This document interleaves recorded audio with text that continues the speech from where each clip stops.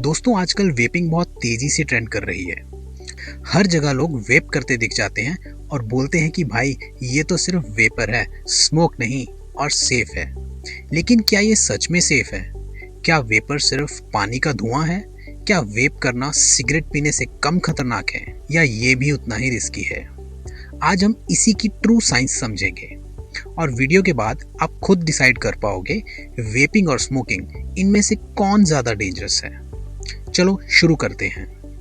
ये जो डिवाइस आप देख रहे हो इसे हम इलेक्ट्रॉनिक सिगरेट, वेपराइजर या वेप कहते हैं। ये अंदर एक लिक्विड को गर्म करता है और उससे एक एरोसोल बनता है और फिर लोग उसे इनहेल करते हैं। यहाँ सबसे बड़ा धोखा क्या है? हम सब इसे कहते हैं वेपर, लेकिन ये असल में वेपर नहीं होता। देखो, वेपर मतलब पानी का भाप, लेकिन वेप से जो चीज निकलती है उसे कहते हैं एरोसोल, जिसका मतलब है टाइनी पार्टिकल्स हवा में तैरते हुए, और इन्हीं में छुपे होते हैं असली खतरे। ज्यादातर लोग सोचते हैं कि ये सिर्फ स्वाद वाला पानी है, लेकिन असलियत ये है कि वेप के एरोसोल में 3 डेंजरस चीजें होती हैं।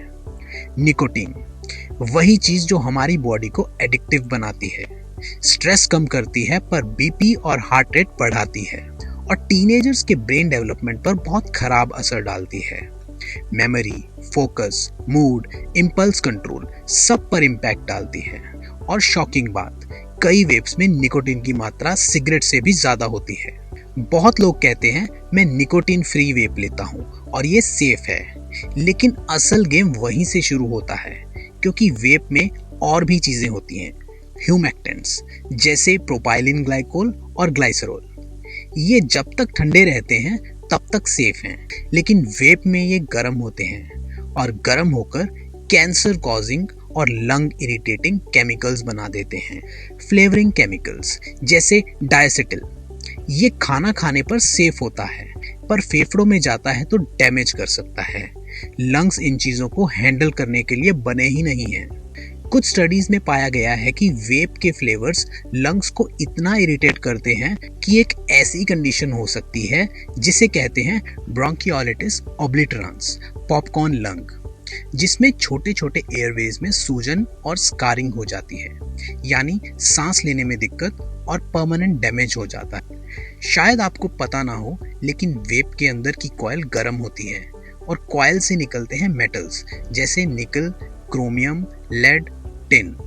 ये मेटल्स एरोसोल में शामिल होकर फेफड़ों में चले जाते हैं और ये मेटल्स नर्वस सिस्टम को नुकसान पहुंचाते हैं, हार्ट डिसीजेस का कारण बनते हैं और कैंसर जैसे रिस्क से जुड़े हुए हैं।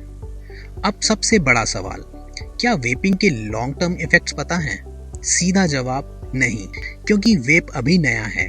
सिगरेट ने हमें 50-60 साल बाद दिखाया कि उनसे कैंसर होता है, लेकिन वेप को अभी इफेक्ट्स दिखाने में सालों लगेंगे। तो असली खतरा अभी छुपा हुआ है।